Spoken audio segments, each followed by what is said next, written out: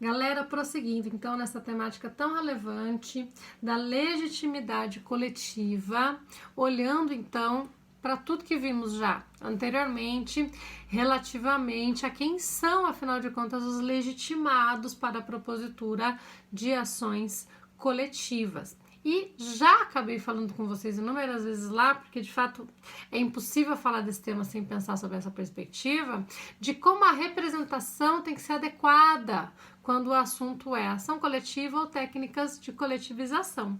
Como nós precisamos que aqueles entes que possuem a legitimação para a propositura de ações coletivas, de fato, representem os interesses daquele grupo ou daquela coletividade que estará ali representada ou tendo seus direitos defendidos naquela demanda.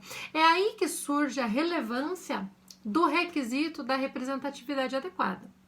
Se vocês procurarem no Código de Defesa do Consumidor, na Lei da Ação Civil Pública, no Regramento Processual Coletivo, vocês não vão encontrar a menção expressa a esse requisito. Ele vai aparecer, interessante essa escolha, né, do código, no item do amicus curiae, no artigo do amicus curiae, no artigo 138 do CPC, em que vai se dizer que o amicus curiae tem que ter representatividade adequada. E olhe que a representatividade adequada do amicus curiae não é bem esta de que estamos falando aqui, é outra coisa. Qualquer coisa, se tiverem interesse, deem uma olhadinha na aula de amicus curiae específica que eu gravei sobre isso. Mas olhando para as ações coletivas, especificamente para as ações coletivas, portanto, e técnicas de coletivização, nós temos aí a necessária ideia de que, mesmo não havendo a expressa previsão no ordenamento brasileiro para a representatividade adequada, se trata de um requisito, sim, a ser observado na propositura das ações coletivas. Isso a doutrina vai dizer em peso, gente.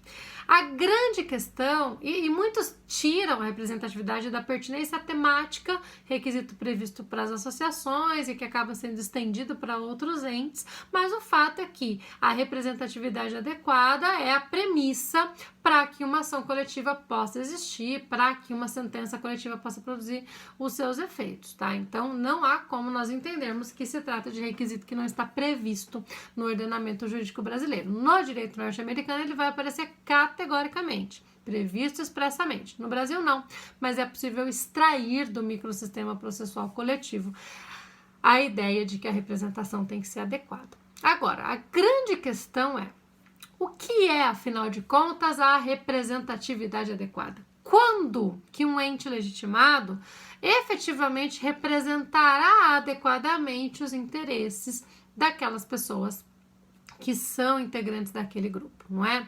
A representatividade adequada sempre foi vista numa perspectiva do processo, da atuação daquele ente legitimado no processo. Então, aquele ente tem experiência com ações coletivas, o advogado que está atuando, por exemplo, pela associação, tem experiência, entende, tem a capacitação necessária para atuar com ações coletivas, cumpre esse prazo, pede-se as provas necessárias, enfim, uma série de questões afetas à atuação do ente legitimado no processo. Mas é claro que a legitimidade e a representatividade adequada não podem ficar restritas à atuação no processo, gente. Por quê? É fundamental que seja possível aferir se, primeiro, a propositura da ação coletiva foi de fato uma escolha daquela coletividade, aquele grupo gostaria daquela tutela coletiva, queria ver os seus direitos sendo tutelados coletivamente, e a cada decisão, cada ato praticado no âmbito da ação coletiva foi decidido pelo grupo. Teve a participação efetiva do grupo. Nós estamos falando aqui, gente, de participação e de deliberação. A representatividade adequada tem que estar presente, é claro, na atuação do ente no processo, mas também fora do processo, lá no seio daquela coletividade. E esse ente legitimado tem de fato que ser a ponte entre aquela coletividade e o Poder Judiciário e o processo em que aquele direito coletivo ou coletivizável vai ser objeto de tutela. É fundamental que esse ente legitimado seja a voz daquele grupo, a voz daquela coletividade e possa de fato trazer para o processo as decisões que aquela coletividade toma. E deve haver uma deliberação no âmbito daquele grupo sobre as decisões a serem tomadas, sobre os atos praticados nesse procedimento. Sob essa perspectiva, é fundamental que o advogado de uma associação, por exemplo, tenha um diálogo com aquela coletividade. Esse advogado deve conversar, dialogar, explicar para a coletividade. O grupo deve estar ciente das escolhas que estão sendo feitas. Devem ser realizadas assembleias, deve haver a efetiva deliberação dos membros dessa coletividade quanto aos rumos do processo coletivo. E essas pessoas têm que saber, têm que conhecer, ter ciência das decisões que elas estão tomando. Nesse sentido, a informação assume fundamental importância. Isso pode ser visto, não é, pessoal, numa perspectiva muito mais ampla de promoção do acesso à justiça.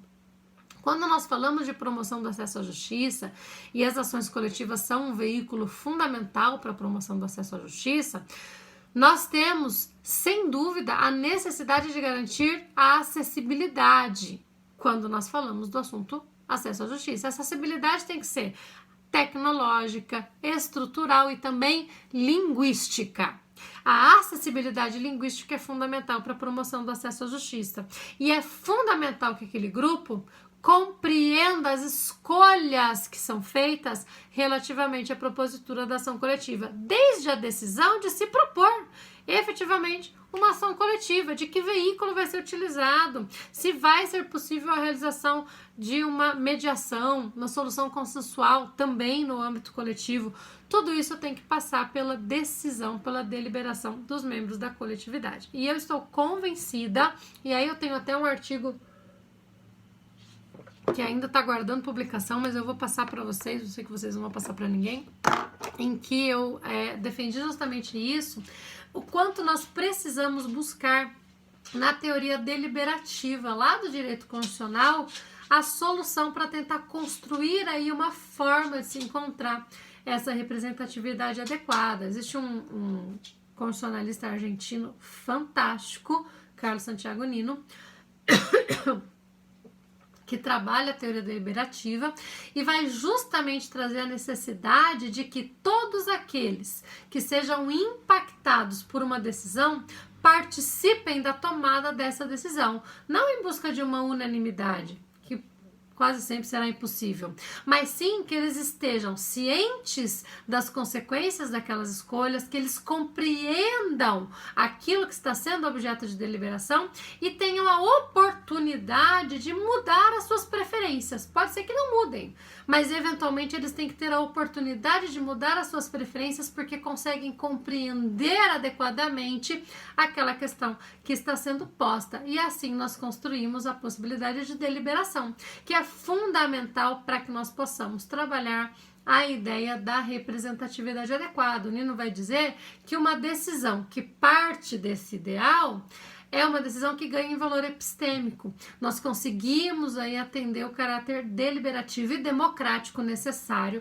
para aquela decisão que vai ser tomada não só no âmbito do grupo, mas principalmente depois no âmbito do processo coletivo. Então vejam como é importante pensar com muito mais cuidado e muito mais profundidade a temática da representatividade adequada.